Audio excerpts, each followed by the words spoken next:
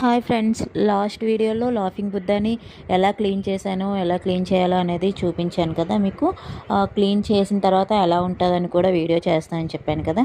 So నేనైతే ఈ video అనేది చేశాను. క్లీన్ చేసిన తర్వాత చూడండి ఎంత బాగా, మళ్ళీ నార్మల్గా మన షాప్లో కొంటే ఎంత నీట్గా ఉంటుందో అనేది అలానే సేమ్ వచ్చింది కదా.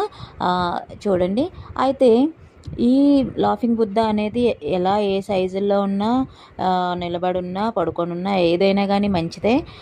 నిలబడి ఉండేది మంచిది కాదు అంటారు కానీ అదేం లేదు. ఏదైనా కూడా లాఫింగ్ బుద్ధ అనేది చాలా మంచిదన్నమాట. అండ్ ఇది అయితే మట్టికి మెయిన్ డోర్కి ఎదురుగా అనేది పెట్టుకుంటారు కదా, షాప్స్లో అయినా కానీ ఇంట్లో అయినా కానీ. ఇంకొకటి ఏంటంటే మనం సాడ్ మూడ్లో ఉండేటప్పుడు ఈ లాఫింగ్ బుద్ధ ఫేస్ అనేది చూస్తే ఆటోమేటిక్గా మన ఫేస్లో కూడా స్మైల్ అనేది వస్తుంది. ఎవరైనా ఒకసారి అయితే ట్రై చేయండి. ఈ వీడియో మీకు నచ్చినట్లయితే లైక్ చేయండి.